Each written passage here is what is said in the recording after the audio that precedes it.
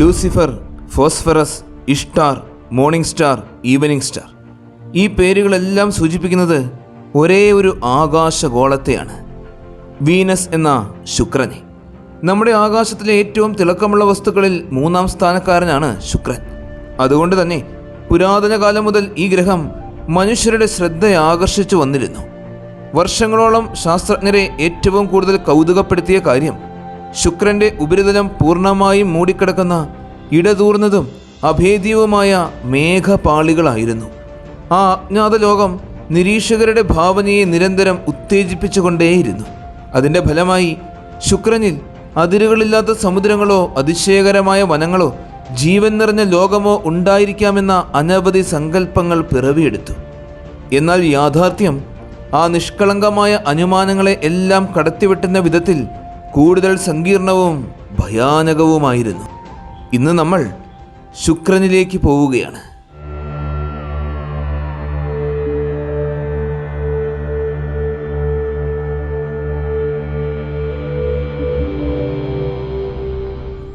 സൂര്യനിൽ നിന്നും രണ്ടാമത്തെ ഗ്രഹമാണ് ശുക്രൻ. സൗരയൂഥത്തിൻ്റെ കേന്ദ്രത്തിൽ നിന്നും ഏകദേശം 0.72 ആസ്ട്രോണമിക്കൽ യൂണിറ്റുകൾ അകലത്തിലാണ് ഇത് സ്ഥിതി ചെയ്യുന്നത്. സൂര്യനെ ഒരു തവണ വലം വെച്ച് പൂർത്തിയാക്കുവാൻ ശുക്രൻ ഏകദേശം 225 ഭൗമദിനങ്ങൾ ആവശ്യമാണ്. രസകരമായ മറ്റൊരു വസ്തുതയുണ്ട്. ഏകദേശം 584 ദിവസത്തിൽ ഒരിക്കൽ ശുക്രനും ഭൂമിയും തമ്മിലുള്ള ദൂരം ഏകദേശം 0.25 ആസ്ട്രോണമിക്കൽ യൂണിറ്റായി കുറഞ്ഞു വരും. അതിലും കൗതുകകരമായ കാര്യം, ഓരോ തവണയും ഭൂമിയോട് ഏറ്റവും അടുത്തെത്തുമ്പോൾ ശുക്രൻ തൻ്റെ ഒരേ വശം തന്നെയാണ് ഭൂമിയിലേക്ക് അഭിമുഖീകരിക്കുന്നത്. ഇതിന് വ്യക്തമായ ശാസ്ത്രീയ തെളിവുകളൊന്നും ഇതുവരെ ലഭ്യമായിട്ടില്ല. എന്നിരുന്നാലും ഭൂമി ചെലുത്തുന്ന വേലിയേറ്റ ബലങ്ങളുടെ സ്വാധീനമായിരിക്കാമെന്നും അല്ലെങ്കിൽ ശുക്രൻ്റെ ഭൗതിക സവിശേഷതകളുടെ ഫലമായ ഒരു യാദൃശ്ചികത മാത്രമായിരിക്കാമെന്നും ശാസ്ത്രജ്ഞർ കരുതുന്നു. ചില കാര്യങ്ങളിലും ശുക്രൻ ഭൂമിയോട് അതിശയകരമായ സാമ്യമുള്ള ഗ്രഹമാണ്. ഇതിൻ്റെ ശരാശരി ആരം 6052 കിലോമീറ്ററുകളാണ്. ഇത് ഭൂമിയുടെ ആരത്തിൻ്റെ ഏകദേശം 95% വരും. ശുക്രൻ്റെ മാസ് 4.87 × 10⁻²4 കിലോഗ്രാമോളമാണ്. അതായത് ഭൂമിയുടെ മാസിൻ്റെ ഏകദേശം 82%. എന്നാൽ ശുക്രനെ യഥാർത്ഥത്തിൽ വ്യത്യസ്തനാക്കുന്നത് അതിൻ്റെ ഭ്രമണ രീതിയാണ്. ശുക്രൻ തൻ്റെ അച്ചുതണ്ടിൽ ഒരു പൂർണ്ണ ഭ്രമണം പൂർത്തിയാക്കുവാൻ 243 ഭൗമദിനങ്ങൾ എടുക്കുന്നു. കൂടാതെ അതിൻ്റെ ഭ്രമണ അച്ചുതണ്ട് ഏകദേശം 3.4 ഡിഗ്രി ചെരിഞ്ഞ നിലയിലാണ്. വളരെ കാലം ശുക്രൻ്റെ യഥാർത്ഥ മുഖം ഭൂമിയിലെ നിരീക്ഷകരിൽ നിന്നും മറഞ്ഞു കിടക്കുകയായിരുന്നു. ഇതിൻ്റെ അത്യന്തം സാന്ദ്രമായ അന്തരീക്ഷവും വളരെ കട്ടിയേറിയ മേഘപാളികളും ഉപരിതലത്തെ പരിപൂർണമായും മറച്ചു വെച്ചിരുന്നു. ഇത് അനവധി സിദ്ധാന്തങ്ങൾക്കും സാങ്കല്പിക കഥകൾക്കും വഴിതെളിച്ചു. ചിലർ വിശ്വസിച്ചത് ആ മേഘങ്ങൾക്കടിയിൽ അത്യന്തം വികസിതമായൊരു നാഗരികത ഒളിഞ്ഞിരിപ്പുണ്ട് എന്നാണ്.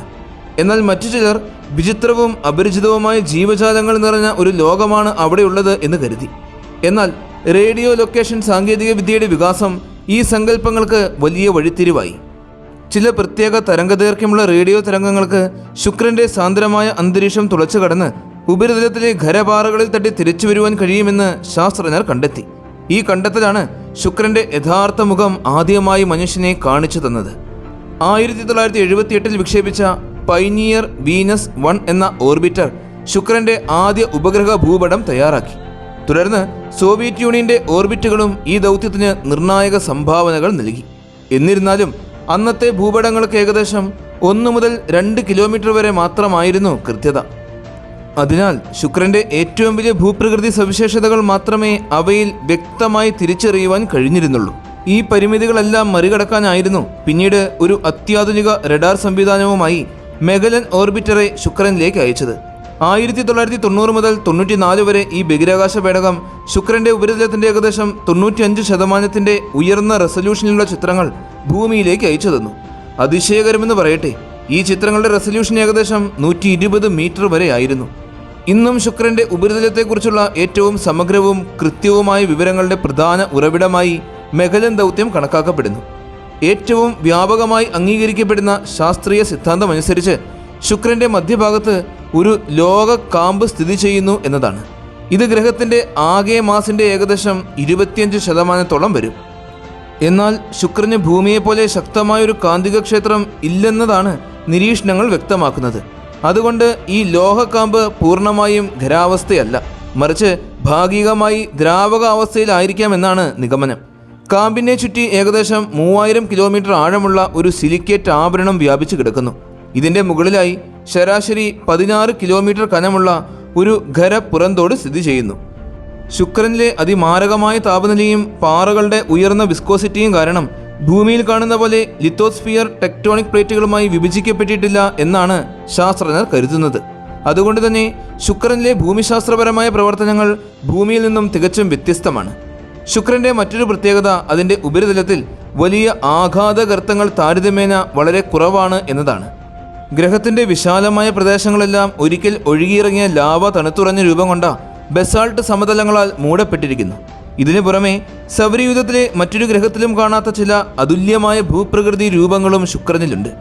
അവയിൽ ഏറ്റവും ശ്രദ്ധേയമായവയാണ് ടെസ്സറകൾ.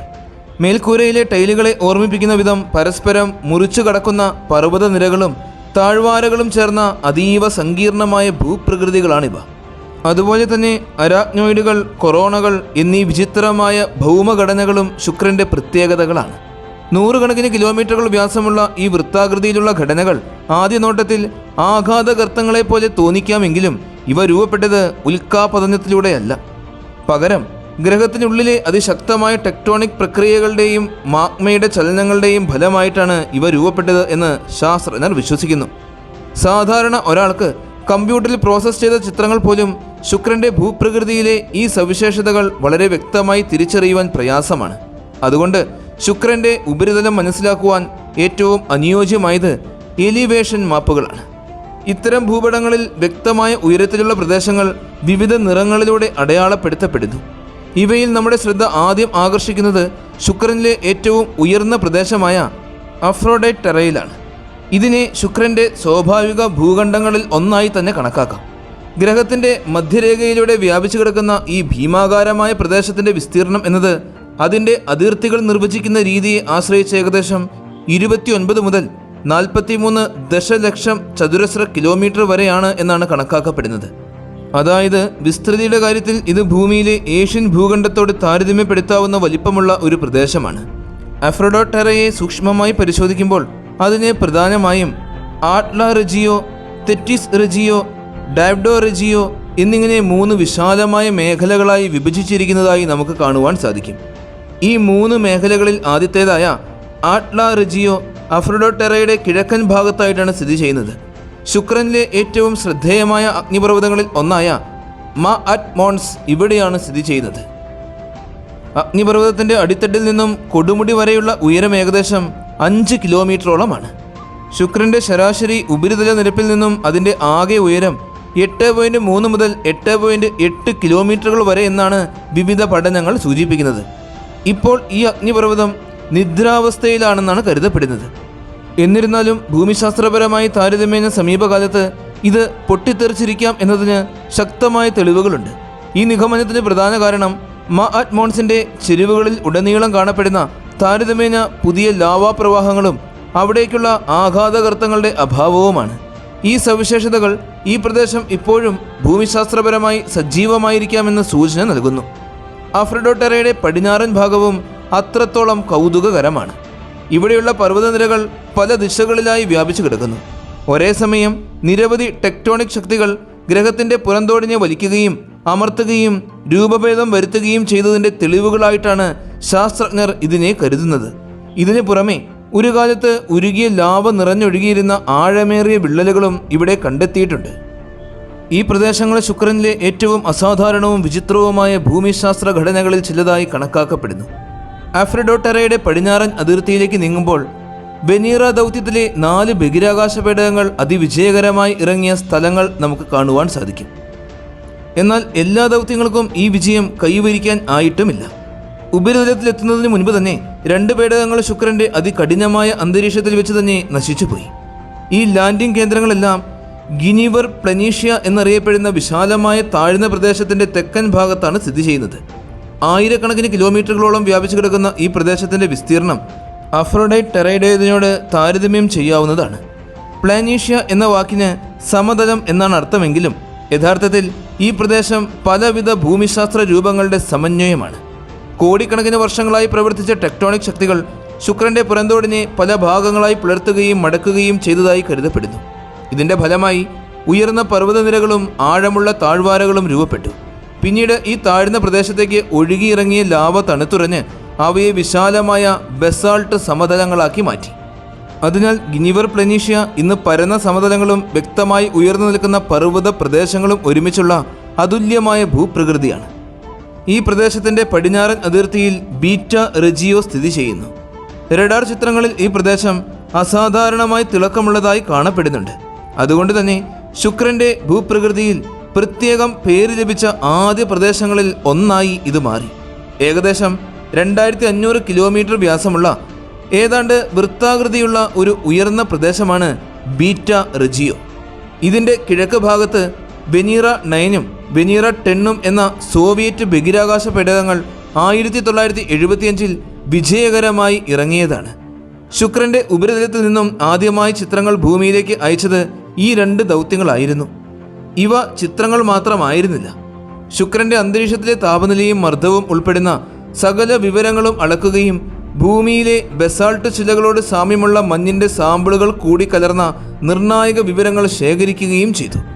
ഈ കണ്ടെത്തലുകളെല്ലാം ചേർന്നപ്പോൾ ബീറ്റ റെജിയോ ശുക്രനിലെ ഏറ്റവും വലിയ അഗ്നിപർവ്വത സമുച്ചയങ്ങളിൽ ഒന്നാണ് എന്ന് ശാസ്ത്രജ്ഞർ നിഗമനത്തിലെത്തി.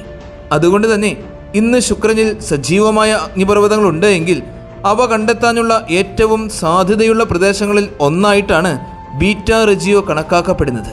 ഇനി നമുക്ക് ശുക്രന്റെ വടക്കൻ ഭാഗത്തേക്ക് പോകാം. അവിടെയാണ് ശുക്രനിലെ രണ്ടാമത്തെ വലിയ സ്വാഭാവിക ഭൂഖണ്ഡമായ ഇഷ്ടാർ ടെറ സ്ഥിതി ചെയ്യുന്നത്. കിഴക്ക് പ്രദേശം മുതൽ പടിഞ്ഞാറ് വരെ ഏകദേശം 8000 കിലോമീറ്ററുകളും വടക്കു മുതൽ തെക്ക് വരെ ഏകദേശം 2500 കിലോമീറ്ററുകളും വ്യാപിച്ചു കിടക്കുന്ന ഈ പ്രദേശത്തിൻ്റെ വിസ്തീർണം ഏകദേശം 8.5 ദശലക്ഷം ചതുരശ്ര കിലോമീറ്ററോളമാണ്. അതായത് ഭൂമിയിലെ ഓസ്ട്രേലിയയേക്കാൾ അല്പം വലുതായ ഒരു ഭൂഭാഗമാണിത്. ഇഷ്ടാർ ടെറയുടെ മധ്യഭാഗത്താണ് ശുക്രനിലെ ഏറ്റവും ഉയരമുള്ള പർവ്വതനിരയായ മാക്സ്വൽ മോൺസ് സ്ഥിതി ചെയ്യുന്നത്. ഗ്രഹത്തിൻ്റെ ശരാശരി ഉപരിതല നിരപ്പിൽ നിന്നും ഏകദേശം 11 കിലോമീറ്റർ ഉയരത്തിൽ വരെ ഉയർന്നു നിൽക്കുന്ന ഈ പർവ്വതനിര ചുറ്റിലുമുള്ള ഭൂപ്രദേശത്തേക്കാൾ ഏകദേശം 7 കിലോമീറ്റർ ഉയരമുള്ളതാണ്. ഈ പർവ്വതനിരയുടെ മധ്യഭാഗത്തുള്ള ഏറ്റവും ഉയർന്ന കൊടുമുടിയെ ചുറ്റിപ്പറ്റി 200 മുതൽ 400 കിലോമീറ്റർ വരെ വ്യാപിച്ചു കിടക്കുന്ന താരതമ്യേന പരന്ന ഒരു പീഠഭൂമിയുണ്ട്. ഈ പ്രദേശത്തിന് ഉയരവ്യത്യാസം ഏകദേശം 1.5 കിലോമീറ്ററിൽ കൂടുതലില്ല. അതിനാൽ നിലവിലുള്ള അളവെടുപ്പ് സാങ്കേതിക വിദ്യകൾ ഉപയോഗിച്ച് ഓരോ കൊടുമുടിയെയും കൃത്യമായി വേർതിരിച്ചെടുക്കുക എന്നത് ഇപ്പോഴും പ്രയാസകരമാണ്.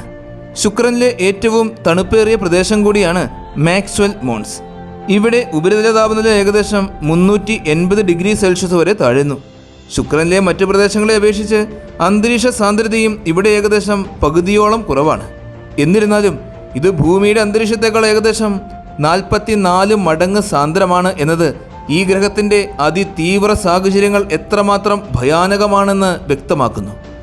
മാക്സ്വൽ മോൺസിൻ്റെ മറ്റൊരു കൗതുകകരമായ സവിശേഷത റഡാർ ചിത്രങ്ങളിൽ ഇതിൻ്റെ കൊടുമുടികളും ചരിവുകളും അസാധാരണമായ രീതിയിൽ തിളങ്ങുന്നതായി കാണപ്പെടുന്നു എന്നതാണ്. ഇതിന് കാരണം റേഡിയോ തരംഗങ്ങളെ വളരെ ശക്തമായി പ്രതിഫലിപ്പിക്കുന്ന ചില ലോക സംയുക്തങ്ങൾ ഈ പർവ്വത പ്രദേശങ്ങളിൽ അടിഞ്ഞുകൂടിയിട്ടുണ്ടാകാം എന്നാണ് ശാസ്ത്രജ്ഞരുടെ നിഗമനം. ഉയർന്ന താപനിലയിൽ ബാഷ്പീകരിക്കപ്പെടുന്ന പൈറേറ്റ്, ഹീമറ്റേറ്റ്, ഗലീന എന്നിവ പോലുള്ള സൾഫർ അടങ്ങിയ ലോക സംയുക്തങ്ങൾ പിന്നീട് ഉയർന്ന പ്രദേശങ്ങളിലെ താരതമ്യേന കുറഞ്ഞ താപനിലയിൽ സൂക്ഷ്മകണങ്ങളായി അടിഞ്ഞുകൂടുന്നു എന്നാണ് കരുതപ്പെടുന്നത്.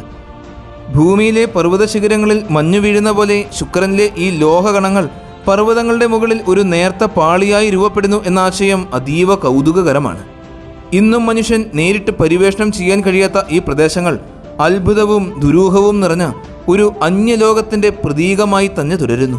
അതിന് ഈ അതിതീവ്ര സാഹചര്യങ്ങൾ കാരണം ശുക്രനിൽ ഇറങ്ങാൻ പ്രത്യേകമായി രൂപകൽപ്പന ചെയ്ത ബഹിരാകാശ പേടകങ്ങൾക്ക് പോലും 1 മണിക്കൂറിൽ കൂടുതൽ പ്രവർത്തിച്ചു നിൽക്കുവാൻ സാധിച്ചിട്ടേയില്ല. എന്നിരുന്നാലും മനുഷ്യൻ്റെ ശാസ്ത്രീയ സ്വപ്നങ്ങൾ അവിടെ അവസാനിക്കുന്നില്ല. ശുക്രന്റെ ഉപരിതലത്തിൽ നിന്നും ഏകദേശം 50 മുതൽ 60 കിലോമീറ്റർ വരെ ഉയരമുള്ള അന്തരീക്ഷ പാളികളിൽ ഭൂമിയുടേതിന് സമാനമായ താപനില സമ്മർദ്ദവും നിലനിൽക്കുന്നു എന്നാണ് ശാസ്ത്രജ്ഞർ കണ്ടെത്തിയിട്ടുള്ളത്. ഈ കണ്ടെത്തലിനെ തുടർന്ന് ശുക്രന്റെ അന്തരീക്ഷത്തിൽ ഭീമൻ എയറോസ്റ്റാറ്റുകളിലോ വായു നിറച്ച താങ്ങു സംവിധാനങ്ങളിലോ താങ്ങി നിൽക്കുവാൻ വാസയോഗ്യമായ ഗവേഷണ കേന്ദ്രങ്ങൾ നിർമ്മിക്കാമെന്ന ആശയം മുന്നോട്ട് വന്നിട്ടുണ്ട്. ഇത് ഇപ്പോഴും ഒരു ആശയം മാത്രമാണെങ്കിലും ഭാവിയിൽ ഇത് യാഥാർത്ഥ്യമാകുമോ എന്നത് ശാസ്ത്രലോകം ആകാംക്ഷയോടെ ഉറ്റുനോക്കുകയാണ്. എന്തായാലും ശുക്രൻ തൻ്റെ രഹസ്യങ്ങൾ എന്നേക്കുമായി മറച്ചുവെക്കില്ല. ഒരു ദിവസം ഈ ദുരൂഹ ഗ്രഹം അതിൻ്റെ എല്ലാ രഹസ്യങ്ങളും മനുഷ്യരാശിക്ക് മുന്നിൽ വെളിപ്പെടുത്തും എന്ന പ്രതീക്ഷയിലാണ് ലോകം. ശുക്രനെ പോലെ വിശാലവും സങ്കീർണവുമായൊരു ലോകത്തെക്കുറിച്ച് എല്ലാ വിവരങ്ങളും ഒരു വീഡിയോയിൽ ഉൾക്കൊള്ളിക്കുക എന്നത് അസാധ്യമാണ്. ഇതുവരെ നമ്മൾ പറയാതെ വിട്ടുപോയ അനേകം അത്ഭുതകരമായ വസ്തുതകൾ ഇനിയും ശുക്രനിൽ ബാക്കിയുണ്ട്. ഇന്നത്തെ വീഡിയോ എല്ലാവർക്കും ഒരുപാട് ഇഷ്ടമായെന്ന് വിശ്വസിക്കുന്നു. നിങ്ങളുടെ എല്ലാവരുടെയും സപ്പോർട്ടുകൾ കൂടെ ഉണ്ടാകണം. നല്ലൊരു വീഡിയോയുമായി അടുത്ത എപ്പിസോഡിൽ കാണാം.